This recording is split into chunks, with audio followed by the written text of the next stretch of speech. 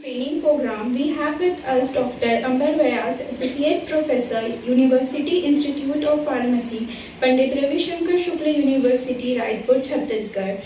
I request Dr. S.P. Rao sir to welcome our guest speaker with sapling.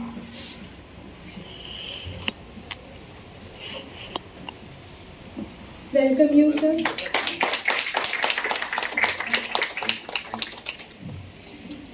Let me take a proud privilege to introduce our eminent speaker to the audience. Dr. Ambar Vyas sir is currently working as Associate Professor at University Institute of Pharmacy, Pandit Ravi Shankar Shukla University, Raipur, Chhattisgarh. Sir did his M.Pharm in Pharmaceutics from KLES College of Pharmacy, Belgaum, Karnataka, and PhD from University Institute of Pharmacy, Pandit Ravi Shankar Shukla University, Raipur, Chhattisgarh. Sir is recipient of 8th Young Scientist Award of Chhattisgarh Council of Science and Technology, Chhattisgarh, and was also awarded with Young Scientist Award. Sir has 5 years of research and 14 years of teaching experience. Adding to his credit, more than 60 research and review papers published in national and international journals. Sir is approved PhD guide in pharmacy under Faculty of Technology at University Institute of Pharmacy, Pandit Ravi Shankar Shukla University, Raipur, Chhattisgarh, India. His ongoing research project includes major research project funded by CG Cost, UGC, MRP, and DST Nano Mission. Sir has life membership of APTI and IPA. His area of thrust includes development of novel drug delivery system, formulation of poor soluble drugs, and cyclodextrin-based drug delivery system. With these words, I request Sir to start with his deliberation. Please, Sir.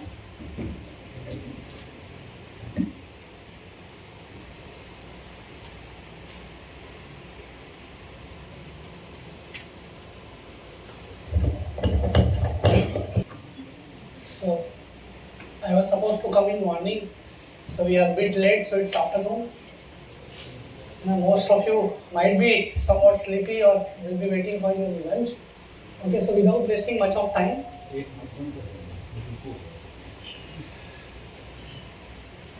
okay, we start with the presentation. So again, I welcome you all in this DST based Stuti program. Okay, so may I ask, what is the full form of Stuti? Anybody in the class?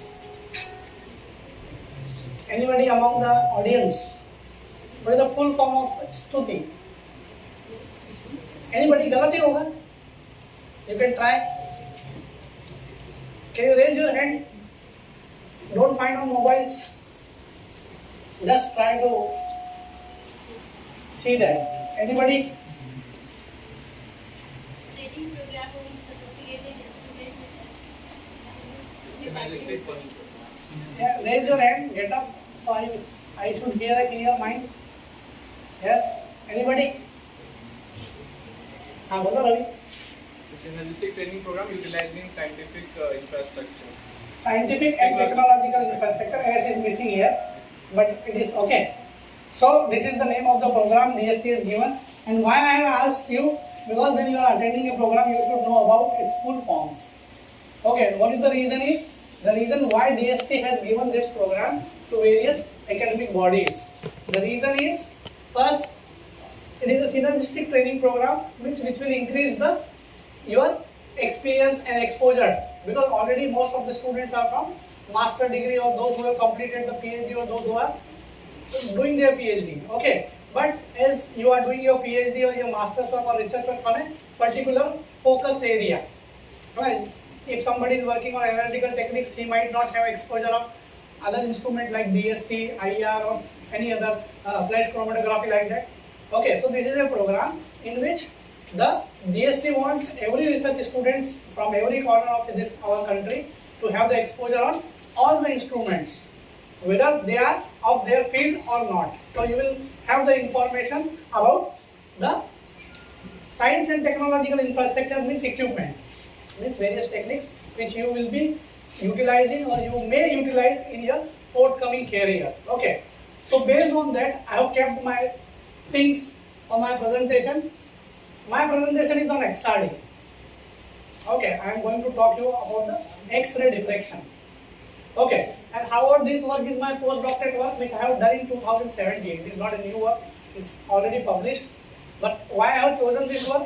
The reason behind that, because in this work I have done this whole work on single instrument.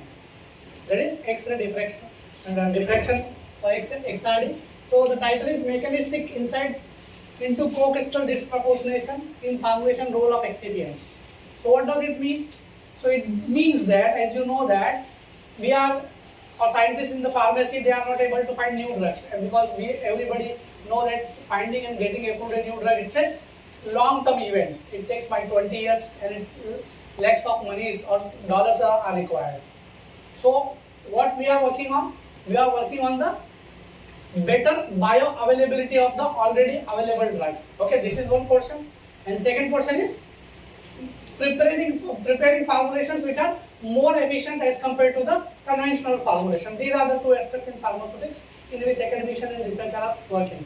So as I used to work on solubility enhancement, you might also be aware of the different techniques which are used for solubility enhancement. So the recent techniques which has been commercialized, okay, is co-crystals.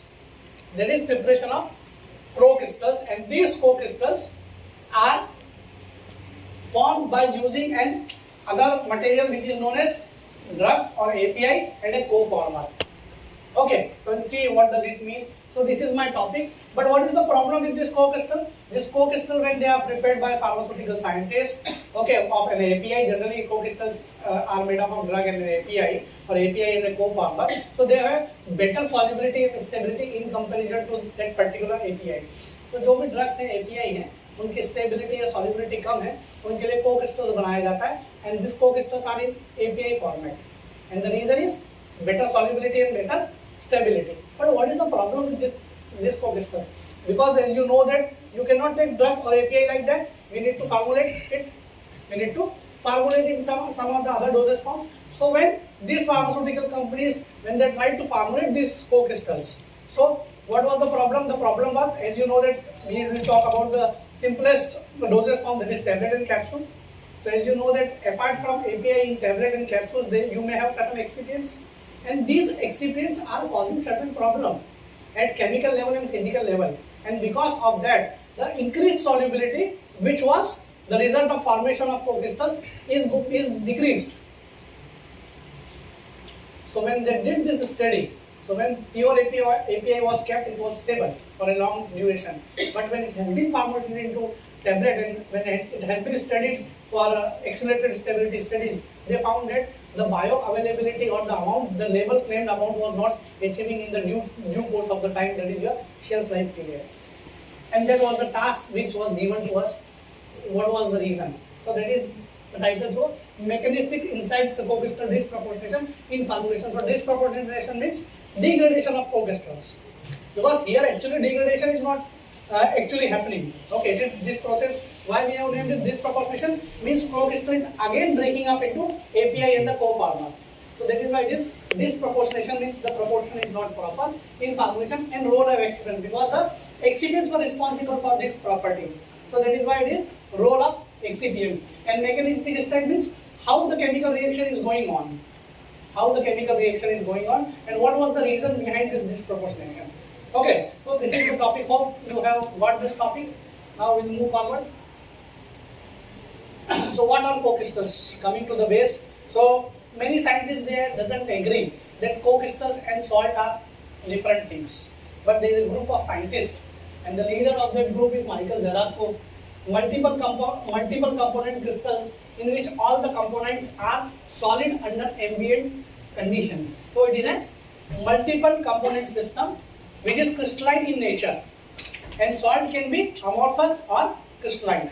So it is different from the salt. Second definition, a molecular complex that contains two or more different molecules in the same crystal lattice. अभी तक आपने crystal lattice देखा है? What is crystal lattice? So crystal lattice, it is the arrangement of molecule in a particular drug. So in crystal that is when there all the molecules are same. Sodium chloride आपने पढ़ा होगा crystal material में. Sodium chloride is best example. Sugar crystal, sodium chloride का crystal. तो उसमें सब क्या होता है? Sodium और chloride होते हैं. है proper arrangement होता है. So in this compound a molecular compound that contain two or more different molecules. अभी sodium chloride is a single molecule which is formed of from sodium and chloride. But it is a single molecules. वो एक single identity रखता है. But in here when we are making co-crystals, so in that do you have two molecules, say A and B. So when A and B they have separate identity, when they are mixed and when they are formulated into co-crystals, then both of them they agree in a single crystal. So that is why it is different from the salt. So this group of scientists they say that, because other people who are saying that salt and co-crystal are same, but this group of scientists, whose leader is Michael Zelasco, is also known as father of co-crystals. He is basically from chemistry. His origin is from University of Florida, and right now he is in Limerick, Europe. And now he is working on MOFs, metal organic frameworks. So what is MOFs or metal organic frameworks? Metal organic frameworks. So they are formulating certain molecules which will absorb the carbon dioxide of pollution from the environment. एक छोटा सा ball बनाएंगे, उस ball के room में रख दिया, इसमें जितना भी पॉल्यूशन है उसको पूरा एब्जॉर्ब कर लेगा. इस पे काम कर रहे हैं अभी, है ना. He is the mentor of this co-crystals.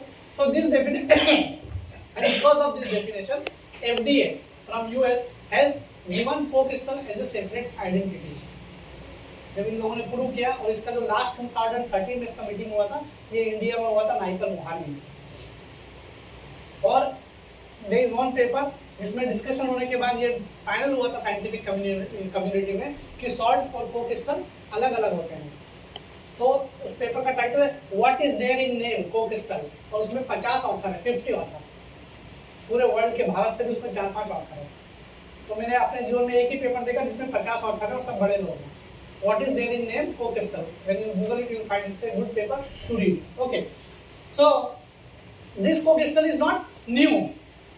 Okay, ऐसा नहीं है, इसका नामकरण अभी 2013 में हुआ है, लेकिन ये पहले से एग्जिस्ट करता था, but people was not aware of the difference between the cocrystal and salt. So when what is its origin, it's in 1844 when pharmaceutical co-crystal reported as early in 1895. They have unique properties and have been shown to stable and useful in pharmaceutical development, as we have discussed. They have made because they have more stability as compared to the API. Then pharmaceutical companies are developing co-crystalline forms of new API, and some companies are searching for patentable co-crystals of generic or soon to be off patent API in order to establish IPR positions. So co-crystals क्या होते हैं, ये clear हो गया आपको. और अभी शुरू में हमने ये भी डिसाइड किया कि को-क्रिस्टल बनाना क्यों जरूरी है ना. We are making improved medicine. एक तरफ हम टारगेट फार्मास्यूटिक्स में 2 एरिया में काम हो रहा है. जो ऑलरेडी एस्टैब्लिश्ड ड्रग है या ऑफ पेटेंट हो रही है, उनकी बायो अवेलेबिलिटी बढ़ाई जा रही है. तो उसके लिए क्या है, to increase their solubility, because bioavailability कम किस रीजन से होती है, तो बता पाएगा. What if you read that, if you find that if a drug is poorly bioavailable, what is the reason behind poorly bioavailability of the drug? Can anybody tell? आप पढ़ते हैं ना? Solubility is one reason. Yeah. What is the other reason? Chemical environment. So how does chemical environment is affecting the bioavailability? Partition coefficient भी affect करे bioavailability. Make it more clear. You are on the right track, but I want a more exact answer. You are on the very right track. More clear. So there are 2 reasons. Basically, if you get down, so its solubility and its permeability. That is what partition coefficient is saying about. Okay. So these are the 2 reasons which limits the bioavailability of the drug. However, we have number of methods to increase the solubility of the drug, but still we are having less efficient method, practical efficient method to increase the permeability of the drug. So all this work has been done to increase the solubility of the drug, and as I have told you that new drugs are being formed or coming into the market or getting approved is less. So what the people are doing? So they are working on the off-patent drug. They are changing its characteristics and they are formulating it in a new way with increased bioavailability. Because literature, scientific literature says that all the drugs which are available here right now, they are capable of treating all the disease. अभी हमने देखा corona आया था, corona में नया दवाई का खोज हुआ क्या? वैक्सीन के अलावा, वैक्सीन इज डिफरेंट थिंग. कोई नया दवा बचा है क्या? कोई बता सकता है? कौन सा दवा लगता था कोरोना में सबसे ज्यादा? Speak loudly. तो रेमडेसिविर नया दवा नहीं है, पुराना पड़ा था, वो सिप्ला का था, उसको फेंकना चाह रहे थे, ठीक है। तो आपसे अभी क्या इतना बड़ा महामारी आया, लेकिन कोई नया ड्रग ना बना है ना बनेगा इसके लिए, because the available drugs are sufficient to treat the symptoms caused by any coming disease. So scientists are working on improved medicine. So now see what do you mean by disproportionation or other see literature of this. So how this form this co-crystal आपने सुन लिया बनता कैसे? So in formation of co-crystal there are two things, API and co-former. API you all are aware what is API. What is co-former? Co-former is the other molecule. हमने बताया co-crystal there are two molecules which exist in the same crystal lattice. So the other molecule is known as co-former. उसको co-former नाम दे दिया गया क्योंकि उन दोनों को मिला के ही co-crystal बनता है. So it is known as co-former. So what is that co-former? अभी हम co-former कुछ भी चुन लेंगे, ठीक है, जो आइडियल होगा co-crystal तो बना लेगा, लेकिन उसके बाद प्रॉब्लम क्या हो जाएगा? हम किसी को भी हम शुगर को co-former चुन सकते हैं, यस। हम चाय पत्ती को co-former चुन सकते हैं, यस। हम क्या फिनॉल को co-former चुन सकते हैं? नहीं। क्यों? क्योंकि कोफार्मा के ऐसा सब्सटेंस होना चाहिए जो जीआरएस लिस्ट में हो, जनरली रिगार्डेड एज सेफ। तो उसके लिए आपको नया क्लिनिकल ट्रायल नहीं करना पड़ेगा। अगर आपने कोई ऐसा मॉलिक्यूल ले लिया कि जो अच्छा कोफार्मर बनाता है, अच्छा कोफार्मर की प्रॉपर्टीज है, और उसको मिला के को-क्रिस्टल बनाया, तो अभी आपके जो मॉलिक्यूल है ड्रग के उसमें कौन सा मॉलिक्यूल हो जाएगा? Which is not FDA approved. In that case you have to do a rigorous study which is again a long term procedure. So what the smart people और scientist they have done, they have chosen the material which are from the GRS list, generally regarded as safe. So what the work I am talking about, I will talk about caffeine and oxalic acid. So we have chosen caffeine as a modern drug, and the reason I will tell when the slide will come. And the oxalic acid is a series of carboxylic acid. Series of तो जितना भी series of carboxylic acid है, oxalic acid हो गया, phenic acid हो गया, है ना, और जितने भी एसिड से कार्बोक्सिलिक एसिड शुरू से लेकर आखिर तक वो सारे जीआरएस मटेरियल हैं, generally regarded as safe. So there was no need to go for clinical trial for that. Okay, how this coformer is formed? So this is the energy. So when the coformer, the energy between in the first slide A and B, you can see that in the picture A where the energy is given free energy, this G is free energy. When the energy between coformer, co-crystal and second coformer is more, and in the second it is less. So in that case, the dissociation of caffeine thiophenyl co-crystal with carbonic acid given by partial dissolution of the acid. So this is one of the another example in which some scientists has made caffeine thiophenyl co-crystal. You know, thiophenyl caffeine के co-crystal बनाए थे. What was the problem with that? The problem was that this carboxylic acid ये जो co-crystal बना था, इसका dissolution हो जाता है because carboxylic acids are easily soluble in the water. So when the energy between coformer is less and when the energy between co-crystal and coformer is more, है ना, you can see from these lines, ठीक है, coformer 1 और co-crystal के बीच में दूरी है. So this distance is telling about their difference in their free energy, and in the second graph you will see that the difference in free energy is less. So when the difference in free energy is less and more, it will affect the nature of the stability of the co-crystal. From this slide we want to say that again is pyrazine phthalic acid co-crystal. This is in this case the dissociation or the reason of co-crystal disproportionation is temperature and humidity.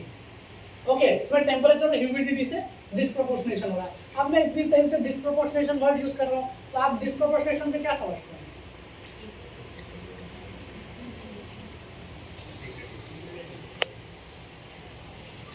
Anyone just try?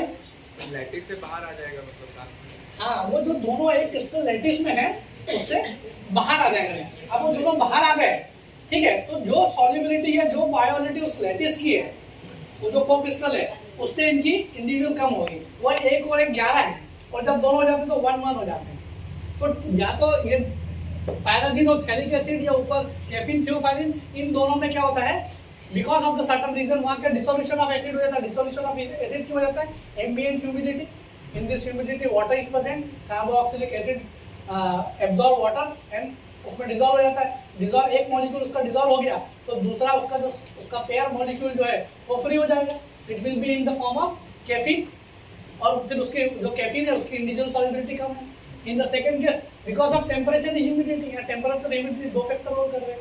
अगर temperature में variation हुआ तो कोक्रिस्टल टूट जाएगा, और कोक्रिस्टल टूट गया तो सॉल्युबिलिटी बायोरेटिक कम हो जाएगी। So this is the example, and by this means we want to say that it is the energy difference which is initiating the disproportionation of co-crystal. Now literature survey co-crystal dissociation of compound A into amorphous of reform and co-former was detected under high humidity condition. ये काम भी हो चुका है, लोगों ने कर लिया easily.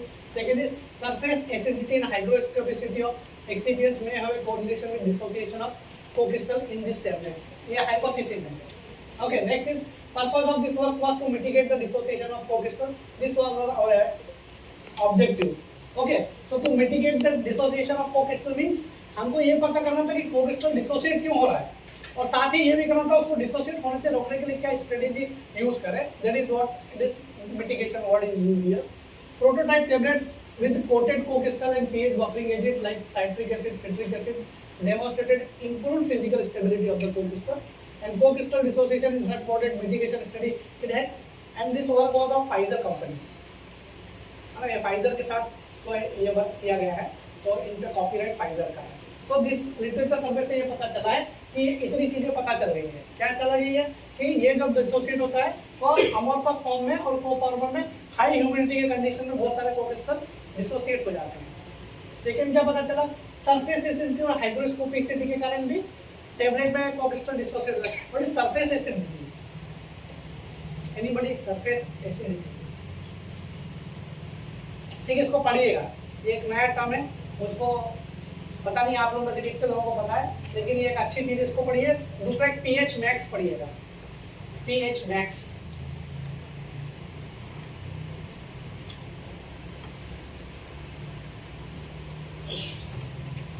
बाकी मेरे लेक्चर में कुछ समझ नहीं आया, ये दो शब्द जरूर पढ़ेगा.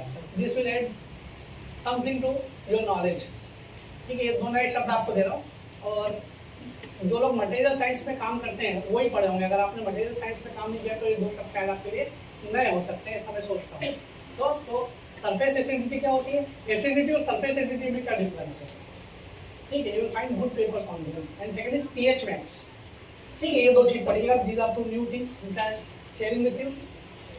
And this was our working hypothesis. कोई भी काम करते हैं तो एक वर्किंग हाइपोथेसिस देते हैं. तो working hypothesis, while development of dosage form of cocrystal formulation excipients in the presence of water have potential to interact with the drug or co-former leading to co-crystal disproportion. हमने जो model को-क्रिस्टल लिया था, क्या लिया था, कैफीन एंड ऑक्सैलिक एसिड, वो disproportionate हो रहा था. ये दूसरे साइंटिस्ट ने प्रूव किया, हमने प्रूव नहीं किया. अब हमको क्या प्रूव करना था, क्यों हो रहा है, उसको कैसे रोकें.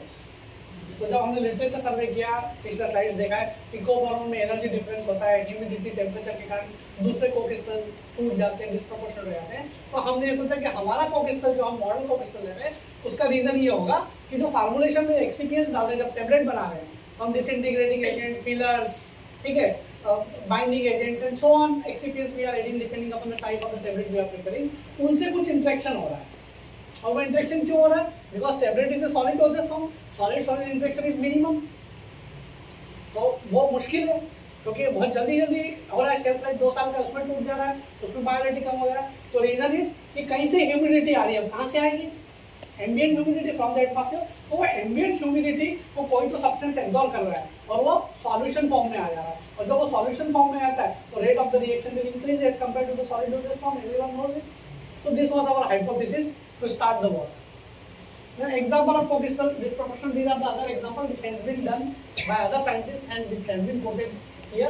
Caffeine thiolin उसमें disproportion, जब 150 डिग्री टेम्परेचर हो जाएगा टूट जाता है. अगर आपके टेबलेट मैन्युफैक्चरिंग का प्रोसेस ऐसा है कि जहाँ पे 150 डिग्री टेम्परेचर में आपको जो आपका टेबलेट का मटेरियल जो API गुजर रहा है, तो it will disproportionate. It has been found by this scientist Newman in 2009. Caffeine glutaric acid, humidity 75%, RH in 3 days यहाँ टूट जाता है. कैफीन ऑक्सैलिक एसिड, ये भी दूसरे ने किया था.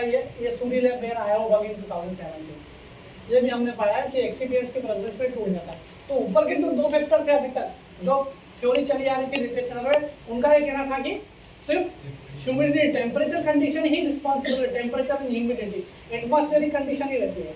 Then we propose it, apart from the atmospheric condition, that there is another something that is known as presence of the excipients but ये एक्सपीरियंस कब रिएक्ट करते हैं, कब उसको एनहांस करते हैं, when the humidity and temperature is there. तो we found out that is the third agent which has been entered. आप तीनों एग्जांपल में देखेंगे, तीनों में कैफीन लिया गया है। क्यों लिया गया है? Because caffeine is old molecule, ये एक ओल्ड मॉलिक्यूल है, पुराना मॉलिक्यूल है, ठीक है, एक पुराना मॉलिक्यूल है और एक मॉडल को क्रिस्टल लिया है। और जब हम कंपैरिजन करते हैं, अगर आपको दो लोगों को रेस में दौड़ाना है, ठीक है, एक घोड़े को कछुए को दौड़ाओगे तो कौन जीतेगा?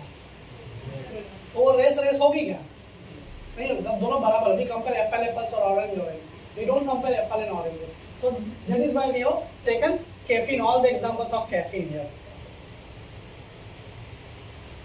So this was the general stream which was proposed that कि ऐसा क्यों होगा based on the some prelim experiments. So it was found that pure food is अच्छा। इससे पहले RH, so what is this RH? 75% RH। ये बताएगा RH क्या होता है? हाँ, ये सबको पता है। अभी ये रिलेटिव ह्यूमिडिटी होता क्या है?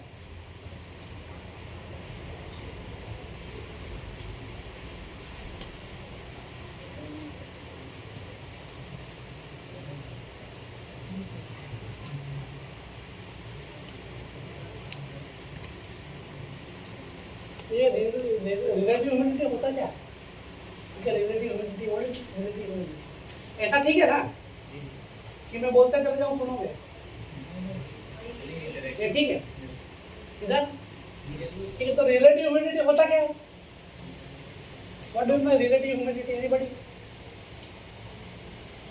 Yes, last, any idea?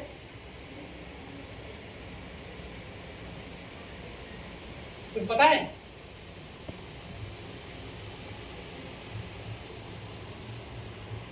गर्दन तो हिलाओगे कि वो भी नहीं हिलाओगे? नहीं हिलाओगे, ठीक है। क्या होता है रिलेटिव ह्यूमिडिटी? तो क्या आप ह्यूमिडिटी को किसी के परफेक्ट में निकालते हैं, किसी से कंपेयर करके इसको रिलेटिव ह्यूमिडिटी करते हैं। अभी अब लैब में मैं बोलूँ यार रिलेटिव ह्यूमिडिटी का एक्सपेरिमेंट करना है तुमको, एक पाउडर सैंपल है, उसको तुमको 75 RH पे रखना है या 65 RH पे रखना है, तो कैसे करेंगे? वो अलग अलग कंडीशन कैसे मेंटेन करेंगे? यस राइट, कैसे मेंटेन करेंगे अलग अलग कंडीशन? अब मैंने आपको बोला कि 4 सैंपल ये पाउडर के ABCD, और मैंने आपको लैब में बोला कि ये पूरी लैब है जिसमें सब सामान पड़ा है। अब इन चारों पाउडर को आप 4 अलग अलग RH पे और 25 डिग्री, 50 डिग्री और 75 डिग्री पे और 100 डिग्री पे रखनी है। तो आपको क्या क्या चाहिएगा? How you do this task? क्या क्या चाहिए आपको?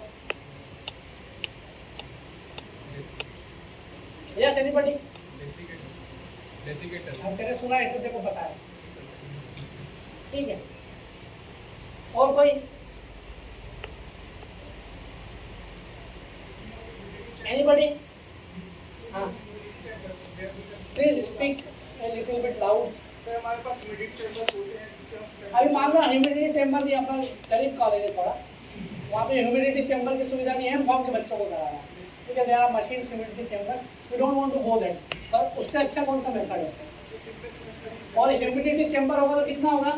एक, उस एक में कितने RH और टेम्परेचर सेट होगा? एक, मैंने तो 4 बोले हैं, तो आई विल डू दैट 4। अगर 7-7 दिन की स्टडी है तो 7 चौक 28, 28 डेज चाहिए, तो लॉन्ग डे एक छोटी सी स्टडी करने के लिए।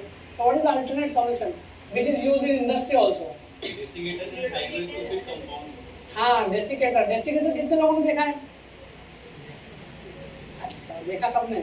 यूज कितने लोगों ने किया है? देखा, सोच समझ के हाथ खड़ा करना।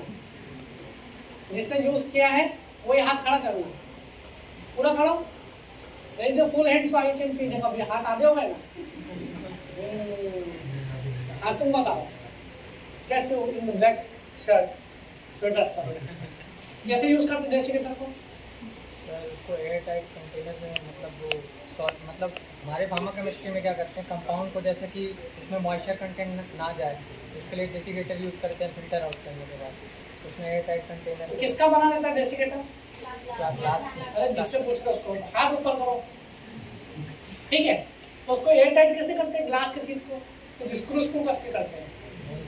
How it is done air tight?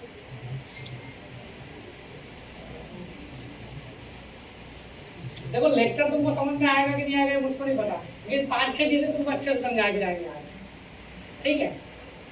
और कोई बताएगा जो हाथ ऊंचे किए कि Yes, please have a seat. Yeah, anybody? Those who have raised their hand, how the desiccator is done airtight? अभी ग्लास का देखा है सबने ना, और एक ढक्कन होता है और एक वो जार होता है, बेल शेप जार, तो उसको एयरटाइट कैसे कर सकते हैं? ग्लिसरीन हम उसके सरफेस जो माउंट है वहाँ पे पुट करेंगे। हाँ। जो हमारा लेड है उसको हम थोड़ी सी गलत हो, थोड़ी सी साइड रखो, थोड़ी सी side, more, yes you are on the right track. और कोई? एब्सॉर्बेंट जो हमें नीचे पुट करना है वो सारा हम अपना असेंबली रेडी करने के बाद उसमें क्या डालते हैं? ह्यूमिडिटी के लिए। Calcium carbonate. देखो जो हाथ ऊंचा करेगा या तो वो बोलेगा जिससे मैं पूछूंगा वो बोलेगा। कैल्शियम कार्बोनेट कैल्शियम कार्बोनेट, अगर मेरे को 75 आरएच रखना तो भी कैल्शियम कार्बोनेट, 100 आरएच रखना तो भी कैल्शियम कार्बोनेट, डिपेंड करेगा सर वो हम हमारे कंपाउंड कितना डालते हैं? जो तुमने पढ़ा है करा नहीं है, जो करेगा वो पूरा बता पाएगा, और जो पढ़ेगा वो इतना ही बता पाएगा। बता यार, यू आर सेइंग राइट, 20 क्या 25? Anybody has any idea who has worked on desiccator chemistry?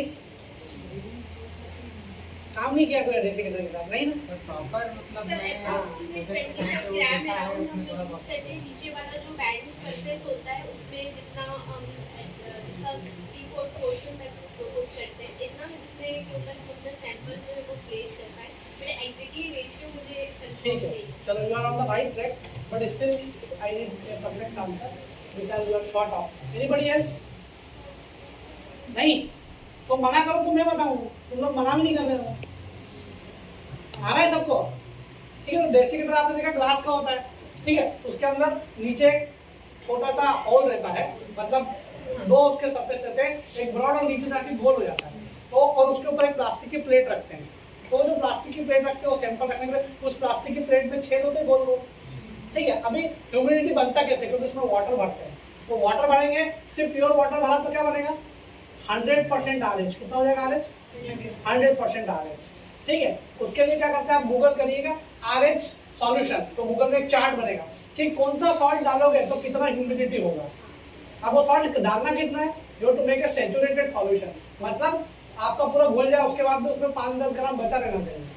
जब ऐसा सैचुरेटेड सॉल्यूशन में बनोगे अलग अलग सॉल्ट्स के 10 गूगल में, you will gate A chart, humidity chart of salts, ऐसा करिए यू गेट कि कौन सा सॉल्ट डालोगे तो कितना ह्यूमिडिटी होगी। तो ह्यूमिडिटी ऐसे बनाते हैं। अब उसको सील कैसे करते हैं? तो उसमें सील में वैक्स लगाते हैं, ग्लिसरीन विल नॉट वर्क, है ना। ग्लिसरीन से वो सील नहीं होगा प्रॉपर, क्योंकि ग्लिसरीन खुद हाइग्रोस्कोपिक है। Glycerine itself is a hygroscopic, sealing wax आता है, तो जब वो सीलिंग वैक्स लगा देते हैं और उसका सैचुरेटेड सॉल्यूशन बना के जिस भी टेम्परेचर पे आप वो चार्ट देखोगे तो वो जो सैचुरेटेड सॉल्यूशन बनता है कोई सॉल्ट डालने के लिए वो एक पर्टिकुलर टेम्परेचर पे बनता है, सिर्फ सैचुरेटेड सॉल्ट डालने से नहीं बना पाएगा। तो आप जो गूगल में आप चार्ट देखेंगे तो कितने टेम्परेचर को कितनी ह्यूमिडिटी देगा वो बताएगा। उसको अगर आपको 40 डिग्री चाहिए then you to put it in oven. अभी लैब में ह्यूमिडिटी चेंबर एक होगा, लेकिन ओवन तो 8-10 होते हैं, ठीक है। तो वो टेम्परेचर को आपको कांस्टेंट करने के लिए you to put it in oven, and for maintaining the humidity and RH you have to use that particular salt जो भी आप स्टडी कर रहे हैं, ठीक है। पर्टिकुलर टाइम ड्यूरेशन तक अगर हम उसे प्लेस करते हैं तो उससे अफेक्ट तो पड़ेगा ना हमारी। एक चीज और मैं बताना भूल रहा हूँ, वो ये है कि आपको उसको 24 घंटे पहले बना के रखना, उसके बाद वो उसमें मेंटेन होती है। उसको जो चैम्बर उसको सैचुरेट होना चाहिए। जो लोग टीएलसी पे काम करते हैं 4-5 घंटे रखते हैं ना सॉल्वेंट डाल के, तो उसी तरह जब ये ह्यूमिडिटी के एक्सपेरिमेंट्स करते हैं तो डेसिकेटर को आपको 24 आवर्स रखना पड़ता है। अगर आपको कल एक्सपेरिमेंट करना है तो आज ही उसको बना के उस टेम्परेचर पर करके तो 24 घंटे में पूरा सैचुरेट हो जाता है ह्यूमिडिटी। अगर आप तुरंत बना के तुरंत रखेंगे तो आपका रीडिंग सही नहीं आएगा, क्योंकि ह्यूमिडिटी धीरे धीरे बढ़ेगी, टेक्स टाइम। ओके, तो ऐसे पहले जार प्रिपेयर कर लेते हैं अलग अलग, फिर उनको ओवन्स पर रख देते हैं, आपका सैंपल रख देंगे, then you will come to know about what was the humidity of that particular thing. Okay, got it? Anybody has any confusion in this? Okay, so मैंने इसलिए पूछा क्योंकि सारा एक्सपेरिमेंट्स अभी आरएच पे बेस्ड है। मैं जितना भी अभी एक्सपेरिमेंटल डेटा बताऊंगा आपको, तो मैं अलग अलग ह्यूमिडिटी और टेम्परेचर की बात करूंगा। That is why I thought that you should have a clear idea. So this was the work we have done. Then this was the factor we are talking about that कि pure co-crystal अगर storage करते हैं हम लोग blue colour represent, तो क्या होगा, temperature आएगा, क्योंकि temperature you can not avoid, कहीं भी जाओगे टेम्परेचर होगा ज़्यादा कम, and humidity also you can not avoid, everywhere it is there, humidity is there. In that case because of the temperature there is possibility of change in free energy, उसकी free energy में change होगा क्योंकि वो दो molecule है, ठीक है. Breaking of H bond free energy में चेंज होगा तो एज बॉन्ड टूटेंगे. हाँ, अभी ये वाला कोक्रिस्टल बनता कैसे है? कोक्रिस्टल बनता है, cocrystal is formation of this two adducts or two molecules in the same crystal lattice, and the reason behind that is hydrogen bonding. तो आपको जब भी कोफॉर्मर सिलेक्ट करना है, एपीआई तो आपके पास कोई चॉइस नहीं है, एपीआई तो एपीआई है, एंटीबायोटिक है, जो भी एपीआई पे आपको करना है, तो आप क्या करेंगे, जो कोफॉर्मर सिलेक्ट करेंगे वो ऐसा कोफॉर्मर सिलेक्ट करेंगे कि जो एपीआई के साथ हाइड्रोजन बॉन्डिंग बनाता हो. इस चीज को देखने का एक तरीका होता है, केमिस्ट्री वाले लोग जो बेसिक केमिस्ट्री करते हैं उसको बोलते हैं हाइड्रोजन बॉन्ड हायरार्की. क्या बोलते हैं इसको? Hydrogen bond hierarchy. तो हाइड्रोजन बॉन्ड हायरार्की के हिसाब से आपको एपीआई के हिसाब से अपना कोफॉर्मर सिलेक्ट करना पड़ता है, और वो ऐसा कोफॉर्मर होता है कि वो इजीली क्या बना ले, एच बॉन्ड बना ले, है ना. और कोवेलेंट बॉन्ड बना लेगा तो मॉलिक्यूल कभी फ्री नहीं होगा, और फ्री नहीं होगा तो आपकी थेरेप्यूटिक इफेक्ट नहीं आएगा, इसीलिए एच बॉन्डिंग होती है, ठीक है. तो जब वो फ्री एनर्जी बनती है, फ्री एनर्जी चेंज होती है because of temperature, temperature means energy, because of change in temperature there may be increase or decrease in the free energy. When there is increase or decrease in the free energy, the energy which is required to break the H bond is less as compared to covalent bond. तो जो H bond है आपके, जो कोफॉर्मर और API को एक साथ बांधे, वो टूट जाएंगे, और जब वो टूट जाएंगे तो क्या हो जाएगा, ऑरेंज कलर आ जाएगा, कोक्रिस्टल डिस्प्रोपोर्शनेशन हो जाएगा. तो प्योर कोक्रिस्टल के साथ ये प्रॉब्लम है. सेकंड, अगर वाटर या ह्यूमिडिटी है, आपने कंट्रोल नहीं किया जब कोक्रिस्टल, अभी कोक्रिस्टल क्या है, एपीआई का फॉर्म है, जैसे एपीआई सॉल्ट फॉर्म में आता है या एपीआई कोक्रिस्टल फॉर्म में आ रहा है, तो अभी हम प्योर एपीआई की बात कर रहे हैं, which is in the physical structure is physical appearance of cocrystals. Okay, because of this water क्या होगा, वो कोक्रिस्टल थोड़ा सा उसमें घुल जाएगा. क्यों घुल जाएगा? पार्शियल डिसोल्यूशन क्यों हो जाएगा? नहीं, वाई मैंने लिखा है सेकंड, वाटर और ह्यूमिडिटी के पार्शियल डिसोल्यूशन क्यों हो जाएगा?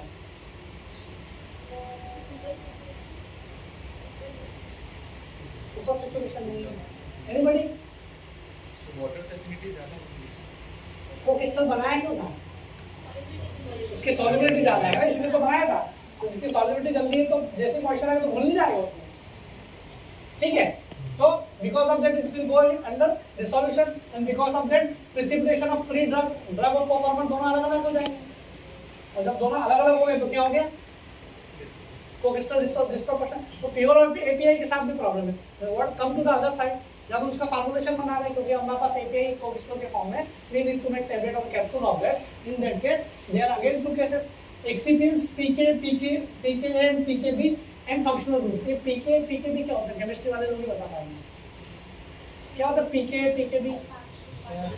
अरे हाँ, खड़ा हो गया, तुम बता दिया. इधर से middle row, there was some murmuring from the middle row. Yeah, anybody from the middle row?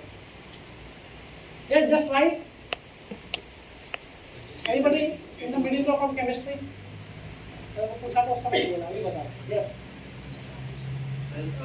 Smaller will be the pK, stronger. अरे वो तो बात की बात, होता क्या मैंने बता. और ज्यादा कम तो बहुत कंफ्यूजिंग है, वो बाद में समझेंगे. होता क्या पीकेबी. अभी मैं आपसे बोलूँगा इस रूम में जाओ, प्रोजेक्टर उठा के लाओ, तो क्या लेके आओगे? ये उठा के ले जाओ, तो पता होना चाहिए ना कि क्या होता है. तो ये बताइए होता क्या है पीकेबी. हाँ, किसका ए और बी में क्या अंतर है? अब इसके आगे डिसोसिएशन कांस्टेंट होता क्या है? ठीक है, ये pKb means dissociation. What does dissociation constant mean and why it is important?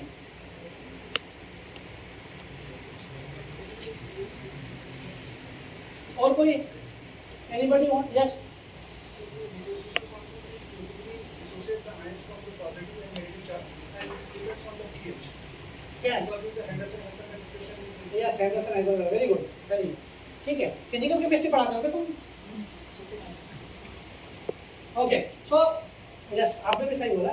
So this pKb क्या होता है कि जब आपका कोई भी जो मॉलिक्यूल है उसका एक पर्टिकुलर पीकेबी या पीके होगा, ए मतलब एसिड, बी मतलब बेस.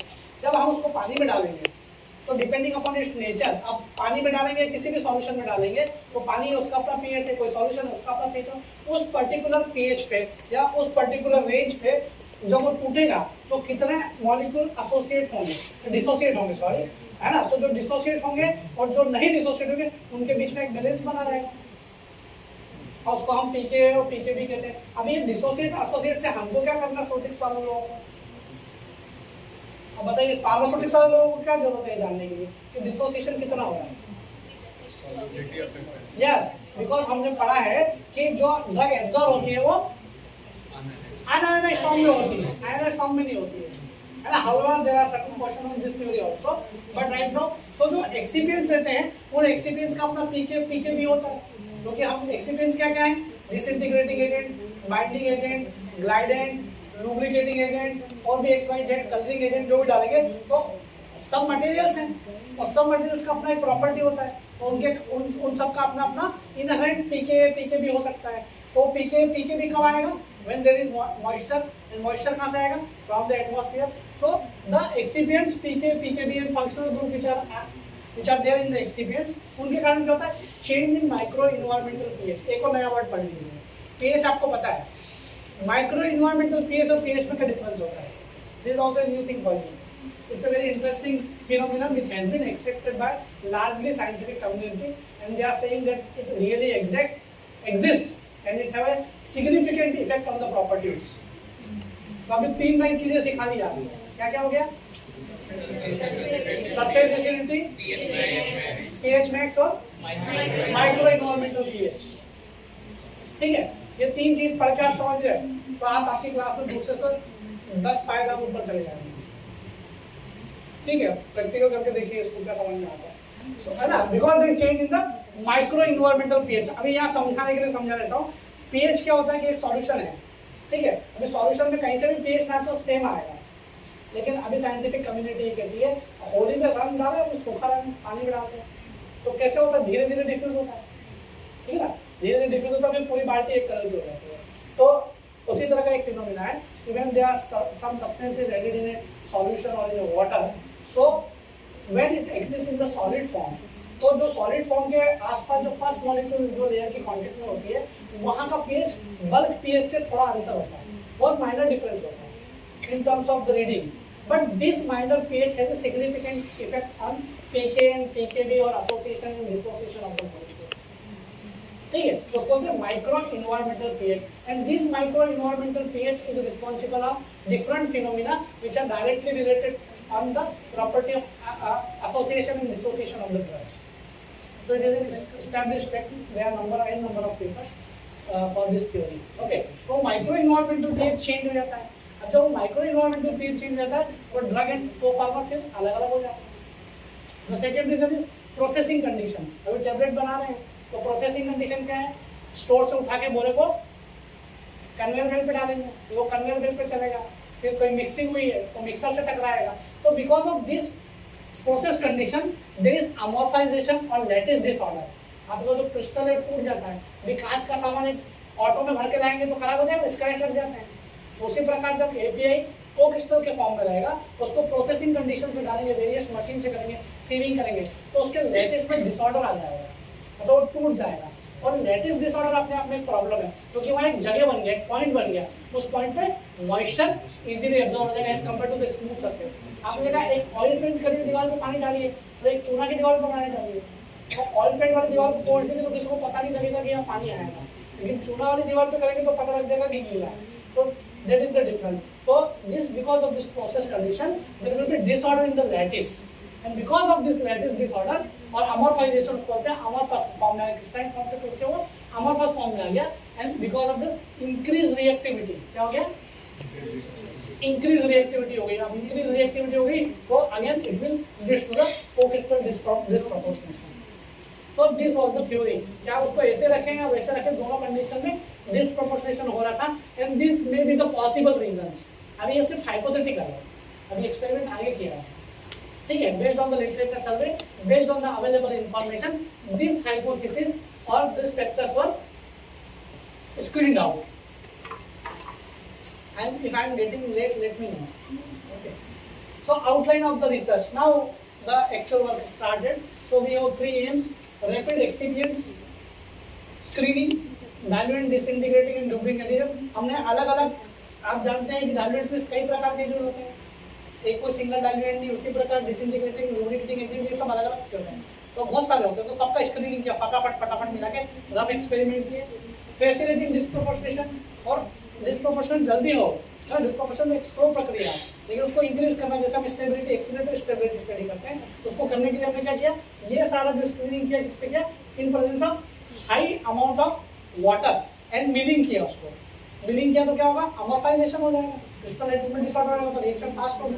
सेकंड है mechanistic insight, physiochemical nature of the excipient, उसका मैकेनिज्म क्या था रिएक्शन का, केमिकल के जब वो will balance the chemical equation, 11th class में क्या था, balancing of the chemical equation, वो दो मॉलिक्यूल इधर है तो वो इतना रिएक्टेंट प्रोडक्ट, तो वो balancing of the equation, and this factor affecting disproportionation reaction in dosage form. देखो what was the reason which was affecting this dosage form, it was found that उसके लिए दो ह्यूमिडिटी चुनी गई, 75, 98 एंड 0 बेस रीडिंग हो गई, 98 मतलब approximately 100 बीस तक हो गई, और 75 इज बिकॉज जितनी भी गाइडलाइंस हैं, ICH गाइडलाइंस वो 75% ह्यूमिडिटी पे एक्सपेरिमेंट करने को बोलती है, इसलिए this 3 were find out. Okay, excipients concentration 1:1, 1:2 और 2:1, इसको रैंडमली इंक्रीज किया पहले, फिर डिक्रीज किया, ठीक है। तो ये वो पहला वाला वन है दिस कोक्रिस्टल, दूसरा वाला जो वन है वो एक्सिपिएंट्स है। दूसरे में क्या किया, उसको डबल कर दिया, तीसरे में क्या किया, इसको डबल कर दिया। Okay, so this trial as per the classical norms has been decided. We will do experiment like this, and this was the outline of the research. As I have told you, हमने model को किस तरह चुना, caffeine, ठीक है। Caffeine एक बहुत ही stable molecule है, लेकिन what is the problem with the caffeine is it is having different hygroscopic state। बताइए कैफीन कितने हाइड्रोस्कोपिक स्टेट में आता है, especially those who belong to chemistry। Caffeine का कितना होता है, कैफीन का कितना होता है,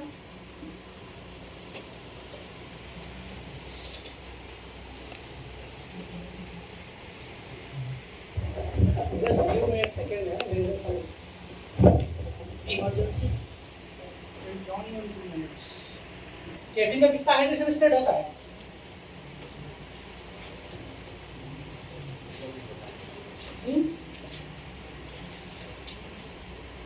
कुछ समझ में आ रहा है तो चालू रखें, नहीं तो जल्दी बंद कर दें। आ रहा है, हाँ ना, जो फालतू आपका भी समय खराब, मेरा भी समय खराब, ठीक है। तो समझ में आए तो अच्छी बात है, हो सकता जरूरी नहीं कि सबको सब चीज समझ में आए, ठीक है। सो कैफीन बहुत सारा हाइड्रेशन स्टेट में होता है, ये भी आपके लिए होमवर्क कि कैफीन का हाइड्रेशन स्टेट बहुत होता है। हमने कैफीन ऑक्सैलिक एसिड इसलिए चुना, कैफीन इज द मॉडल। जब भी कोई स्टडी करते हैं तो कैफीन एक बहुत पुराना एस्टैब्लिश्ड मॉलिक्यूल है, इसलिए कैफीन को लेते हैं। दूसरा ऑक्सैलिक एसिड को इसलिए चुना because it is GRS, generally regarded as safe molecule है। और कैफीन ऑक्सैलिक एसिड का जो लोगों ने कोक्रिस्टल बनाया है, अभी तक जितने भी कोक्रिस्टल बने थे उनमें सबसे स्टेबल कोक्रिस्टल माना जाता था। तो जो सबसे स्टेबल है, जो सबसे बहन पहलवान से लड़ ली तो बाकी सबको हरा देंगे, इसीलिए हमने इसको it is not as robust cocrystal, सबसे robust cocrystal caffeine oxalic acid का होता है। That is why we have chosen this cocrystal. Okay, and this is the reaction when you mix caffeine with oxalic acid, you will get caffeine oxalic acid in which 2 molecules of caffeine and 1 molecule of oxalic acid will be there, which will be attached. It's both जो OH balls इस पे hydrogen bonding मिलेगी, and with the nitrogen they will share that. And even I am not a chemistry man, so those who are from chemistry they can see that this is the hydrogen bond hierarchy, and you will get a single molecule in which there will be a single crystal lattice rather I should say, in which 2 caffeine molecule and 1 oxalic acid molecule is there. तो ये 3 molecule का कोक्रिस्टल हो गया, है ना। 2 molecule है but 2 separate identity you can say that, और total 3 molecules in a single crystal lattice. So that is why it is chosen. Enhance physical stability, इसकी फिजिकल स्टेबिलिटी बहुत अच्छी है जैसे मैंने आपको बताया, एंड इट इज 98% RH पे 4 वीक तक इसको देखा तो ये डिस्प्रोपोर्शनेट नहीं हुआ, सबसे स्ट्रॉन्ग था, इसीलिए इसको स्टडी के लिए चुना गया।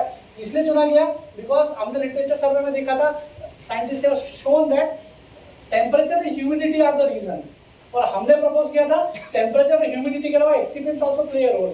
तो उसको चुनने के लिए, उस फैक्ट को एस्टैब्लिश करने के लिए we need a certain cocrystal which is stable at a greater range of temperature and at a high humidity, है ना। अभी तक जो साइंटिफिक लिटरेचर अवेलेबल था उनका ऐसा कहना था ह्यूमिडिटी और टेम्परेचर ही डिस्प्रोपोर्शनेशन का कारण है। एंड हमने जो एक्सपेरिमेंट किया उसमें कहा था ये दोनों तो ही है, इसके अलावा एक्सीपिएंट्स भी होते हैं, तो इसको प्रूव करना था हमको। तो उसके लिए हमको मॉडल जो एग्जांपल लेना था वो ऐसा लेना था which was stable at both this condition. So this was the reason of choosing this cocrystal. Now rapid screening with excipients, जैसा मैंने शुरू में आपको स्तुति का फॉर्म पूछा था, है ना। अभी आप अपना पीएचडी करते हैं या आप आपका मास्टर्स करते हैं तो you use several instrument, DSC भी करते हैं, एक्सआरडी भी करते हैं, कॉग्निटिव वाले तो एचपीटीएलसी भी करेंगे, यूल भी करेंगे। इनमें हमने से अधिकतर 90% काम सिंगल इंस्ट्रूमेंट से किया है ना। और मेरा ये आपको बताने का मतलब ये क्या है कि इंस्ट्रूमेंट चलाने से ज़्यादा इंस्ट्रूमेंट का इंटरप्रिटेशन आपको आता है तो वन एक्सपेरिमेंट और one instrument is more than sufficient to do a single type of research. इसमें जितना भी हमने किया, कितना वर्क किया है वो छोटा, लेकिन डीप इन्वेस्टिगेशन किया है। So you will find that कि with the use of single technique that is XRD what you can do. So this is the second motto of this lecture. Okay, so ये एक XRD क्रिस्टलोग्राफ है। हमने अलग अलग excipients को mix किया। इसको क्या COC means cocrystal plus all the excipients, हमने जितने भी एक्सिपिएंट्स लिए उनके नाम उधर साइड में लिखे हैं, उनको 10% वेट बाय वेट लिया। ठीक है, 10% वेट बाय वेट लिए कोक्रिस्टल को, 10% एक्सिपिएंट्स को लिया, उसमें 50% पानी डाल दिया। क्यों डाल दिया? क्योंकि ह्यूमिडिटी से रिएक्शन फास्ट हो जाए, हम जल्दी से देखना चाहते हैं। जो काम 4 दिन में हो रहा है नॉर्मल ह्यूमिडिटी पे, वो 50% पे कम दिन में होगा, क्योंकि टेम्परेचर या ह्यूमिडिटी उसको इंक्रीज करते हैं। और हमने 5 मिनट पे उसको 5 मिनट के लिए ग्राइंड किया प्रेशर मोटर का, और तुरंत उसका एक्सआरडी किया, जिसको हमने 0 मिनट माना, बेस रीडिंग माना।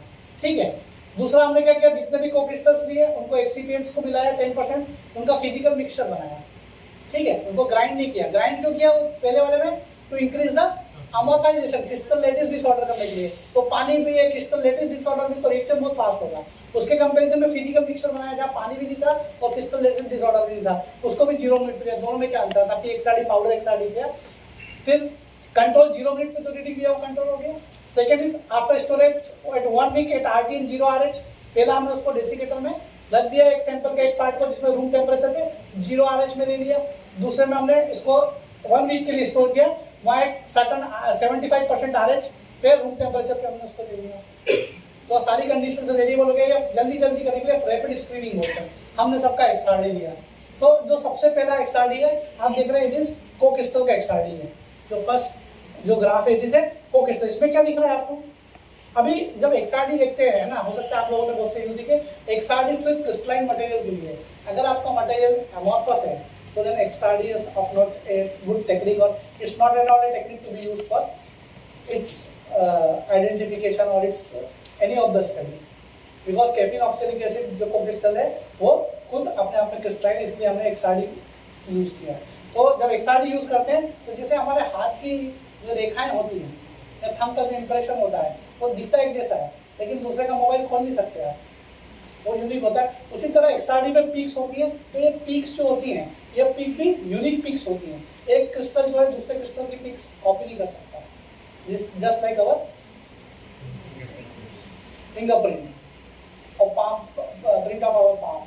ठीक है, और दूसरा अगर पीक एक जैसी है तो एरिया अंडर द कर्व जो रहता है, जैसे ब्लू दिख रहा है आपको, AUC जिसको बोलते हैं, ये भी उस इंस्ट्रूमेंट से निकल जाता है, तो वो एक अलग एरिया आएगा। अगर दोनों की पीक एक जैसे पे आ रही है तो उसमें पीक ब्रॉडनिंग होगी या AUC कम ज्यादा होगा।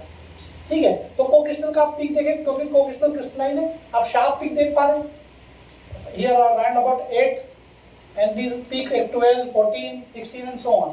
ठीक है, अब यहाँ देख रहे हैं जो पहला वाला ग्राफ है, यहाँ पहले वाला ग्राफ में यहाँ कोई पीक नहीं है, जबकि यहाँ पीक आ गया, कैफीन हाइड्रेट 10.6 का पीक आ गया। ठीक है, लेंथ से अब ये बताने का मतलब कि जब 0 मिनट पे रीडिंग लिया गया तो कोक्रिस्टल में कैफीन नहीं था क्या?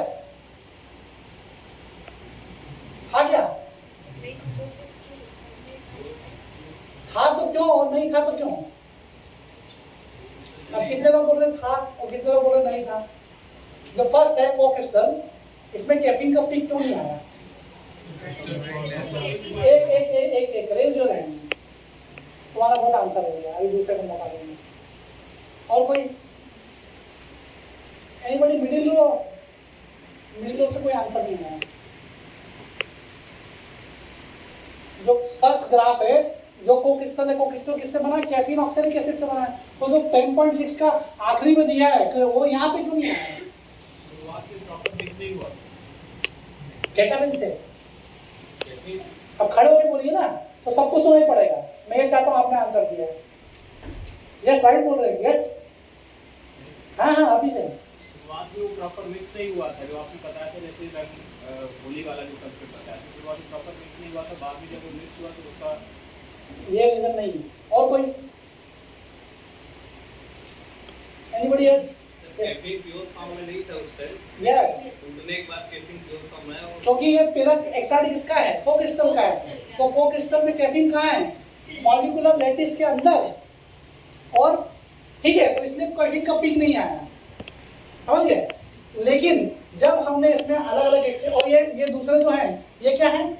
ये आपके sodium lauryl sulphate (SLS), crospovidone, polyethylene glycol (PEG), SSGs, sodium starch glycolate, MSGs, magnesium stearate, calcium stearate, sodium stearyl fumarate, CCS, carboxyl, I don't remember right now, sodium citrate, DCP and DCPD, dicalcium phosphate acetate. तो ये सारे excipients हैं जो tablet में commonly use होते हैं pharmaceutical industry में, ठीक है। इन सब की आपने पीक देखी, ठीक है।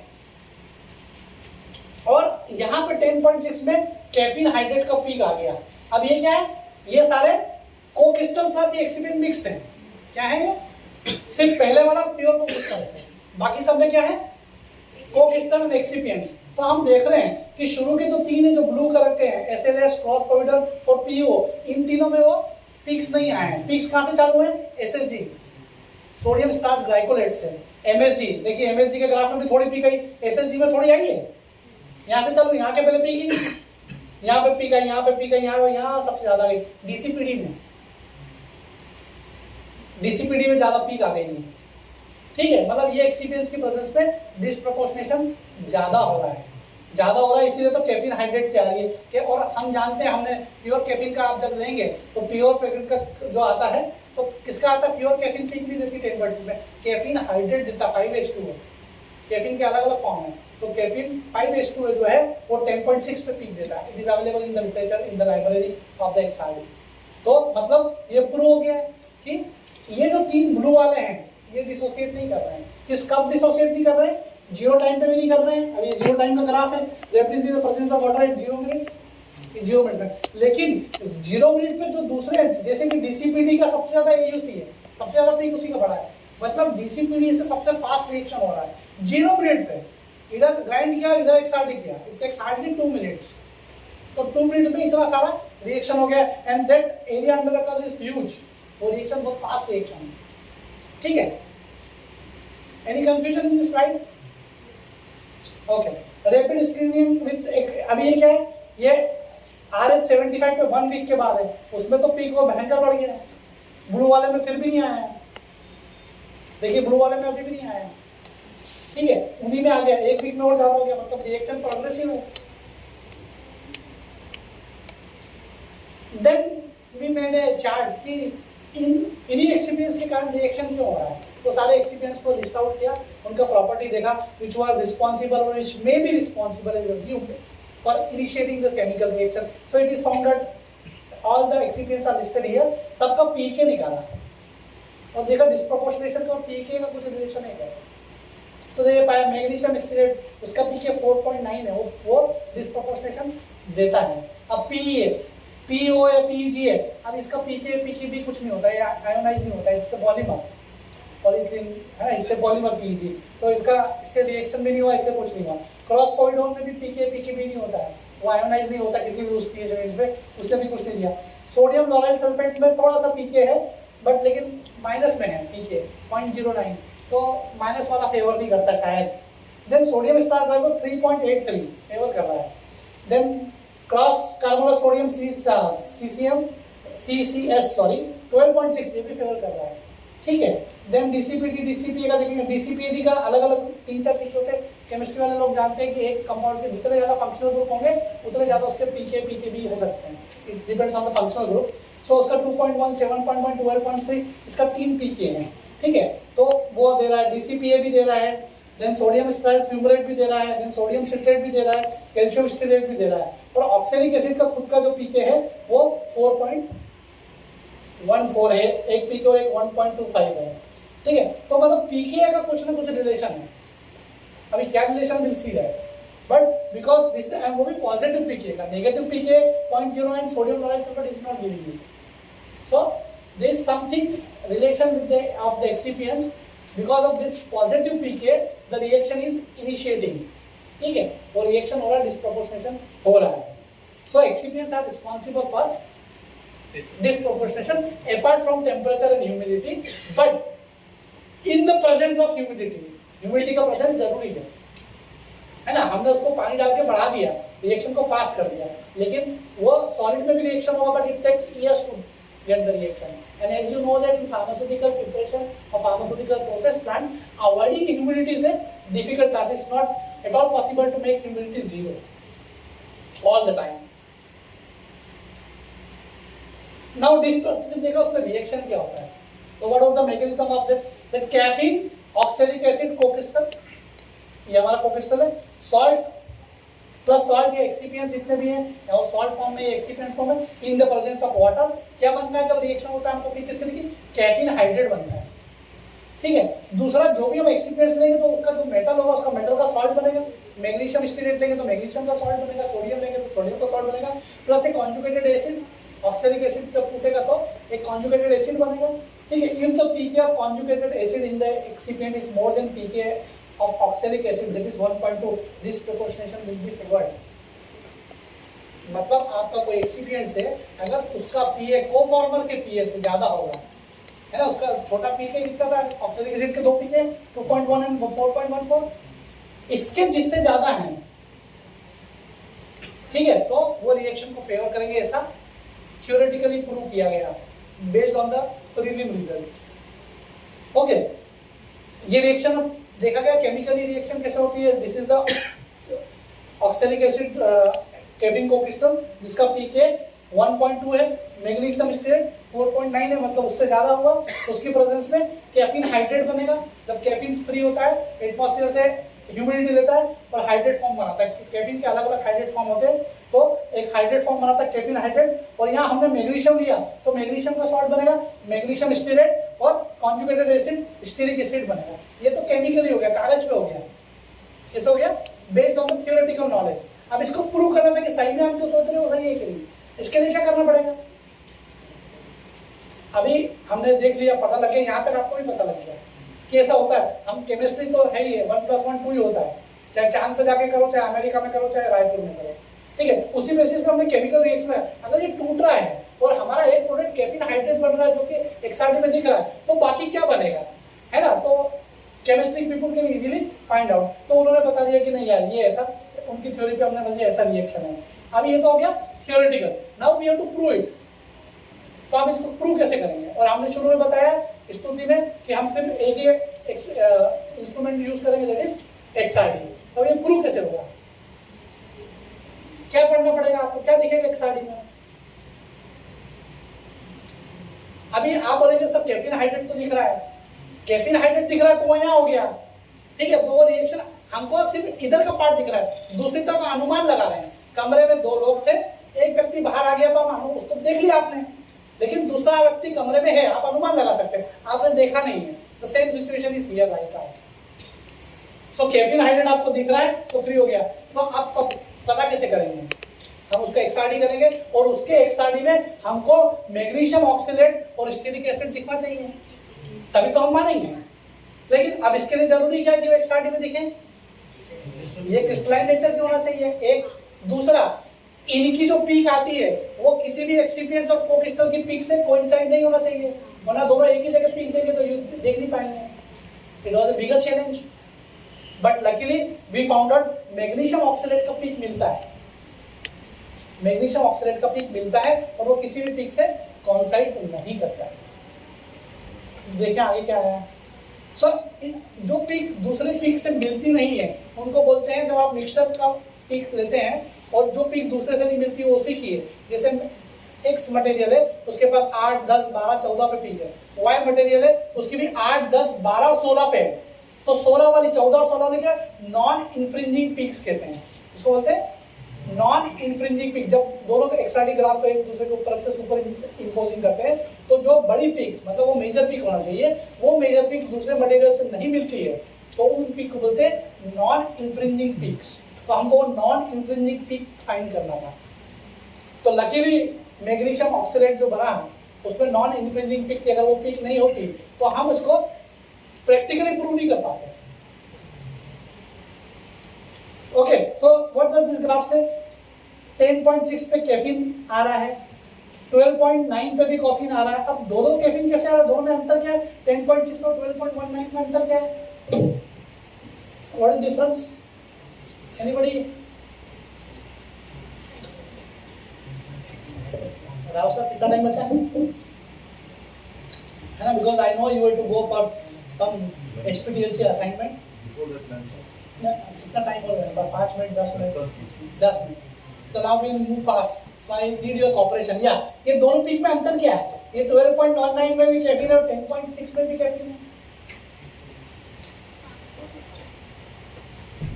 कैफीन को क्रिस्टल नहीं तो कहाँ, दोनों एक ही हैं। सर एक कैफीन हाइड्रेट होगा कौन और दूसरा नहीं, एक में Cu लिखा है, एक में CO लिखा है, ठीक है। ये CO क्या है, ये एक्सआरडी का सोर्स है ना। CO is cobalt. When XRD जब एक्सरे रेडिएशन जनरेट कर रहे हैं तो जब कोबाल्ट सोर्स यूज कर रहे हैं और जब कॉपर सोर्स यूज करते हैं तो शिफ्ट पीक तो होती है लेकिन शिफ्ट हो जाती है, तो हो जाती है क्योंकि दोनों सोर्स का एनर्जी अलग अलग है ना। अभी एक आपको कैसे पता चलेगा, जब हम छोटी क्लास में थे तो बोलते थे कि भारत में झारखंड का कोयला सबसे ज्यादा एनर्जी देता है, क्या बोलते हैं उस टर्म को, कंबस्टन एनर्जी, है ना। कि एक रायपुर का कोल है, एक फलाना जगह का क्वालिटी। अभी लौकी खरीदने जाते तो बोलता है उसका 10 रुपये का तुम्हारा 5 रुपये, सब क्वालिटी ऑर्गेनिक है, देसी मुनगा है, देसी लौकी है। तो उसी प्रकार जब एक्सरे जनरेट करते तो अलग अलग सोर्स यूज करते हैं, ठीक है। ये दो है कि कॉपर, और तब जब कॉपर सोर्स यूज करेंगे, अभी हमको क्या करना था, जो लोगों ने डेटा पब्लिश किया उसको भी मिलाना था। तो अगर मैं ये नहीं बताऊंगा मेरा सोर्स क्या था तो गलत हो जाएगा, ठीक है। जब भी हम सॉल्युबिलिटी बताते हैं तो सॉल्वेंट भी बताते हैं कि वाटर में इतनी सॉल्युबिलिटी, इतने पीएच पे इतनी सॉल्युबिलिटी। तो जब एक्सआरडी करते हैं तो you have to mention the source, ठीक है, बिकॉज सोर्स चेंज हो जाता है तो पीक शिफ्टिंग हो जाता है। तो ये दो होते हैं, कोबाल्ट कॉपर, और एक होता है सिंक्रोट्रॉन जो सबसे हाईएस्ट होता है, मतलब सेम जैसा नॉर्मल माइक्रोस्कोप, ऑप्टिकल माइक्रोस्कोप और सैम स्कैनिंग इलेक्ट्रॉन, तो वो होता है सिंक्रोट्रॉन, सबके पापा है, वो सबसे ऊपर है। वो बहुत छोटी पीक को भी डिटेक्ट करते हैं, वेरी हाई, वो आर्मी यूज करती है। अपने इंडिया में भी इंदौर में आयुका में है वो। ओके, सो हमने देखा कि कॉपर का इसका कोक्रिस्टल का पीक कहाँ आता है, कॉपर सोर्स यूज करते हैं। अब कैल्शियम ऑक्सलेट हाइड्रेट का पीक जो है ये यहाँ ये दिख रहा है, डिस्प्रोपोर्शनेट कोक्रिस्टल में दिख रहा है, बाकी कोक्रिस्टल प्योर में नहीं दिख रहा है ग्रीन वाले में, ठीक है। और डिस्प्रोपोर्शनेशन जो कोक्रिस्टल का हुआ है वहां दिख रहा है और प्योर कोक्रिस्टल में नहीं दिख रहा है। दो ग्राफ है दोनों सोर्स में, कॉपर और उसमें, ठीक है, वहां नहीं दिख रहा है। मतलब जब डिस्प्रोपोर्शनेशन हुआ और हमने थियोरेटिकली प्रूव करा कि कैल्शियम ऑक्सलेट हाइड्रेट बना तो 16.6 में वो पीक हमको दिख रही है। तो अब ये प्रैक्टिकली प्रूव हो गया कि वो वाकई बना, अभी तक थियोरेटिकल प्रूव था, ठीक है। और यहाँ calcium oxalate hydrate copper source लेके 14.3 में भी बना है, दोनों सोर्स से प्रूव हो गया है। ओके, तो what we were assuming theoretically was prove practically. So again I am not getting, ये उसी के फाइनल रिजल्ट्स हैं, तो मैं इस पे ज़्यादा नहीं जा रहा हूँ। आपको जो सार था वो समझ में आ गया है, ठीक है। और कोई इंपॉर्टेंट चीज़ होगी, ये अलग अलग टेम्परेचर पे, अलग अलग ग्राफ की, अलग अलग टाइमिंग्स पे same thing. This is synchrotron data. आप पिछले वाले पीक देखेंगे तो पीक ब्रॉडर थे और शार्प नहीं थे, ये सिंक्रोट्रॉन एक्साइट डाटा है, इसके पीक एकदम शार्प है। जो वो छोटी सी पीक वहाँ दिख रही थी आपको, यहाँ कितनी बड़ी दिख रही है, कैफीन मोनोहाइड्रेट, ठीक है। तो हमने दूसरा काम इसमें ये किया, एज इज कोक्रिस्टल मतलब प्योर कोक्रिस्टल, मैग्नीशियम स्टीरेट के साथ मिल्क कोक्रिस्टल और milk cocrystal plus magnesium stearate. Milk cocrystal मतलब व्हाट इज मिल्क कोक्रिस्टल, जिसको हमने अमॉर्फाइजेशन कर दिया है, ग्राइंड कर दिया है, उसमें लेटेस्ट डिसऑर्डर दिया टू इंक्रीज द रिएक्शन। तो हमने ये देखा मैग्नीशियम स्टीरेट का डिसएपियरेंस हो जा रहा है, और कैफीन मोनोहाइड्रेट का अपीयरेंस हो जा रहा है एक्सआरडी में, एक बार करेंगे तो एक गायब हो रहा है, दूसरा आ रहा है, मतलब balance and product and reactant are coming and going. मतलब जो हम थ्योरेटिकल सोच रहे थे वो प्रैक्टिकल भी देख रहे हैं कि एक गायब हो रहा है तभी दूसरा आ रहा है, क्योंकि वो मॉलिक्यूल टूटेगा तभी तो दूसरा बनाएगा वहां पे। ठीक है, जब मैग्नीशियम स्टीलेट रिएक्शन करके टूटेगा तभी तो मैग्नीशियम ऑक्सीडेट का सॉल्ट बनाएगा ऑक्सैलिक एसिड के साथ। ठीक है, तो वो डिसअपीयरेंस भी प्रूव हो रहा है। So again, this is single instrument XRD on the basis of which we have proven that reactant and product are finding. अगर reactant गायब हो रहे हैं तो product आ रहे हैं, और अगर product है तो reactant नहीं है। ठीक है, again this was screening, same thing, अलग-अलग molecule के साथ। I am not taking, ये भी फिर DCPDA ने सबसे ज़्यादा लिया तो DCPDA का रिएक्शन किया। ठीक है, वहां तक वो सारे ग्राफ से प्रूव हो गया थ्योरेटिकली एंड प्रैक्टिकली कि जब ये मॉलिक्यूल टूटता है तो कैफीन का पीक आ जाता है, साथ में हम जो प्रपोज करते हैं कैल्शियम ऑक्सलेट का जो पीक है वो भी आ रहा है, और ये दोनों को बैलेंस करके देख लिया, वहां पे XRD से रिजल्ट आ गया, मतलब प्रैक्टिकली प्रूव हो गया। अब व्हाट इज द केमिकल, उसके पीछे रिएक्शन बैलेंसिंग मैंने शुरू में बताया था। डबल रिएक्शन को बैलेंस किया गया, 2:1 कोक्रिस्टल है, मतलब 2 कैफीन के मॉलिक्यूल है, एक ऑक्सैलिक एसिड का मॉलिक्यूल है, DCPA जो कि सबसे ज्यादा रिएक्शन करता है उसकी प्रेजेंस में रिएक्शन हुआ तो 2 मॉलिक्यूल बनने चाहिए कैफीन मोनोहाइड्रेट। मैंने बताया था कैफीन के अलग-अलग फॉर्म होते हैं, तो 12.6 और 10.6 का हम देखते हैं इसे मोनोहाइड्रेट फॉर्म होता है, और calcium oxalate hydrate, calcium oxalate hydrate and phosphoric acid जो कॉन्जुगेटेड एसिड है वो बन रहा था। आप इसका मॉलिक्यूलर वेट लेंगे तो 194 आएगा आपका, उसका कैफीन के इसके 2 मॉलिक्यूल है। ठीक है, और ये सबको मिलाएंगे और एक ऑक्सैलिक एसिड को मिलाएंगे 90 को, तो आपका क्या 478.43। This balancing of chemical reaction और molar balancing in the presence of DCPA 136, then you will get 2 molecule of caffeine hydrate 2.12, जिसका वो into 2 तो 424 plus calcium oxalate hydrate 146 and phosphoric acid 98 it will form. ठीक है, फिर इसको balance करके देखिए, balancing of the chemical equation.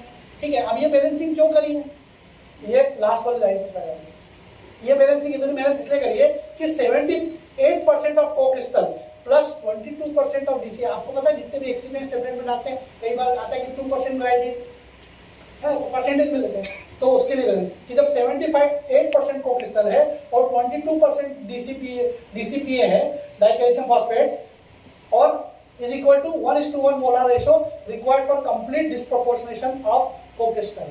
मतलब अगर इतना आपने DCPA डाला है तो आपका कंप्लीट कोक्रिस्टल वो हो जाएगा, डिस्प्रोपोर्शनेट हो जाएगा इन प्रेजेंस ऑफ ह्यूमिडिटी।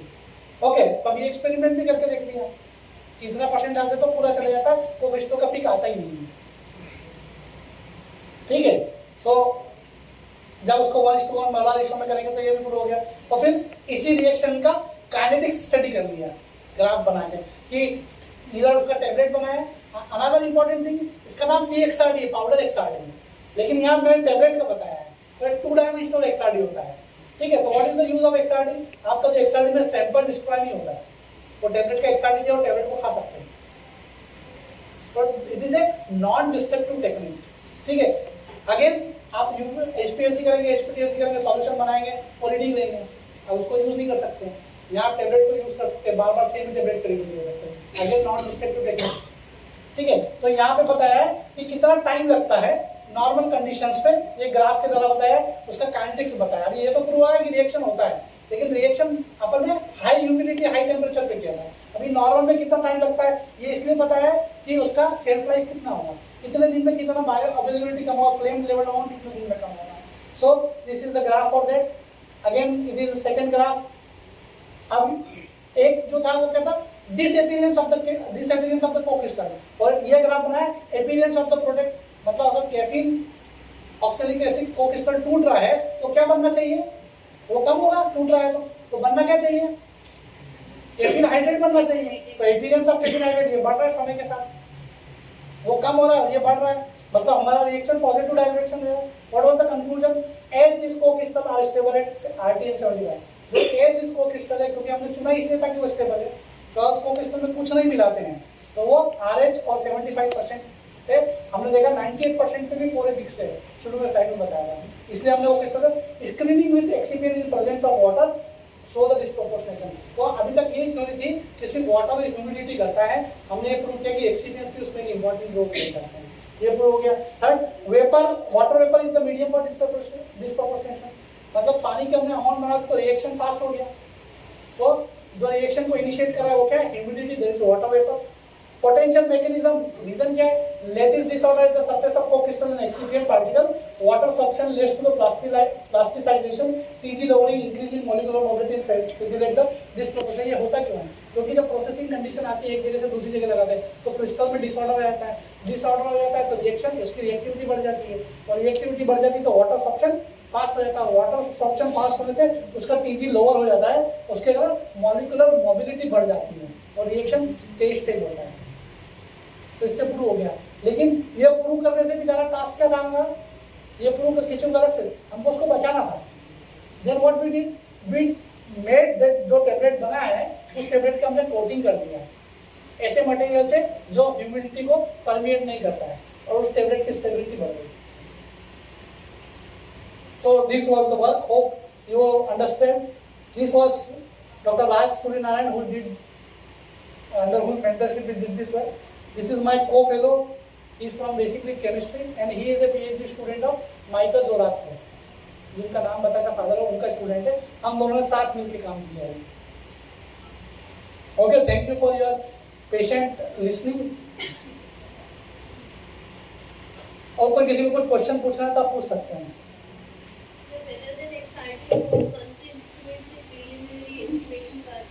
ये डिपेंड करता है कि आप काम क्या कर रहे हैं, क्योंकि हम जो काम कर रहे थे उसमें पूरा क्रिस्टलाइन मटेरियल था तो हम XRD पे चलेंगे। ठीक है, it depends what you are working.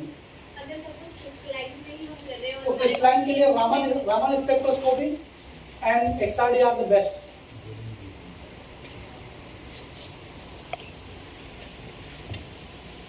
और कोई नहीं तो आज 4 नया चीज क्या सीखे, ये समझ में आया कि नहीं ये मुझको नहीं पता, बाकी 4 नया चीज क्या बताया मैं आपको आज।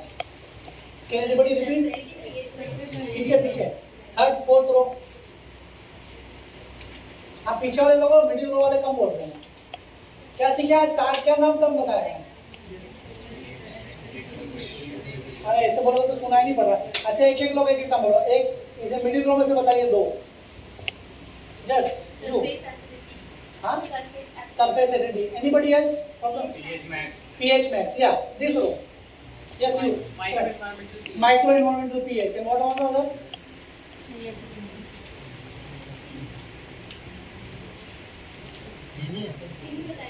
अरे ह्यूमिडिटी तो बताएं, ह्यूमिडिटी का एक्सपेरिमेंट तो बताएं।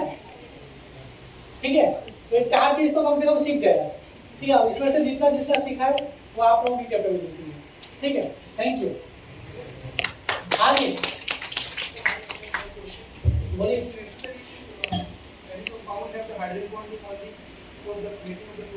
हाँ, अगर कोवलेंट बॉन्ड बन गया तो बेटा बॉडी में टूटेगा नहीं वो, और टूटेगा नहीं तो ड्रग एब्जॉर्ब नहीं होगी, तो फार्माकोलॉजिकल इफेक्ट कहाँ देगी वो। थोड़ा आगे आ जाओ।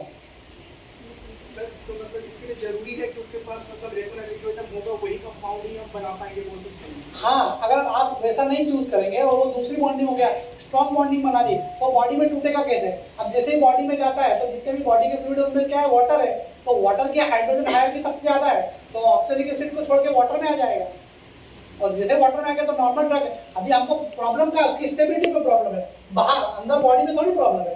तो बॉडी में तो जाके कैफीन जैसा है, लेकिन जो हमारी शेल्फ लाइफ नहीं बन पा रही थी उसकी, है ना, उसकी सॉल्युबिलिटी प्रॉब्लम थी वो थी। तो जैसे ही वो डिसॉल्व होगा मॉलिक्यूलर फॉर्म में आएगा और आयोनाइज हो जाएगा, देन इट विल एब्जॉर्ब। अगर वो कोवलेंट बॉन्ड बना लिया तो काम नहीं आएगा, इसलिए हमने हाइड्रोजन बॉन्डिंग चूज करें, क्योंकि बॉडी के अंदर जो वाटर है, जो बायोलॉजिकल फ्लूइड्स है, उसमें वो जाके छोड़ देगा उस मॉलिक्यूल को, because water has any molecule has more affinity towards water as compared to any other electronegative compound. So there is another classic compound like some structures of the crystals which is includes the some other molecules in that which is called as a classic compounds. So it is similar. उसमें जो molecule होते हैं क्लेट्रेट्स में वो पानी होता है, channel type और वो, ठीक है, जितना जो वाटर हाइड्रेशन की स्टडी है वो जितना मुझे पता है, लेकिन इसमें 2 अलग अलग मॉलिक्यूल हैं। आई डोंट नो वेदर क्लेट्रेट्स में भी 2 अलग अलग मॉलिक्यूल होते हैं। हाँ, तो then I am not aware of the clathrates, क्योंकि जो वाटर जिसमें अलग अलग water, channel water, lattice water जो होते हैं वो अलग अलग होता है। So but this definition in 2000 मैंने बोला आपको lecture what is there in name 2013, है ना। वो केमिस्ट्री पार्ट है, उसका मुझे ज़्यादा जानकारी, वो नाम का जो कंफ्यूजन है, आप ये आर्टिकल पढ़ेंगे यू गेट कि why they are different from, because the major issue was the difference between salt and cocrystal. Clathrate was not included, they are अलग क्रिस्टलाइन फॉर्म. अभी यहाँ पर मॉलिक्यूलर एग्जिस्टेंस का लड़ाई हो रहा था कि ये दो अलग अलग चीज़ें हैं. वो तो सिर्फ क्लेथरेट्स एंड को-क्रिस्टल तो मॉलिक्यूलर अरेंजमेंट का डिफरेंस है ना, जबकि यहाँ तो सॉल्ट एंड को-क्रिस्टल एक ही मान रहे थे, तो उसको अलग अलग मानने पे उनका मुद्दा था. तो at the last they won that major community was working in that area. They got that कि okay, these are two separate compounds as per FDA. Thank you. Anybody else? Okay, thank you.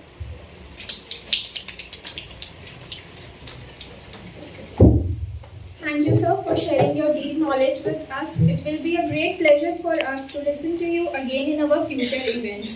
Now I request Dr. Beena Gidwani ma'am to present a memento and certificate of appreciation to our guest speaker as a token of gratitude.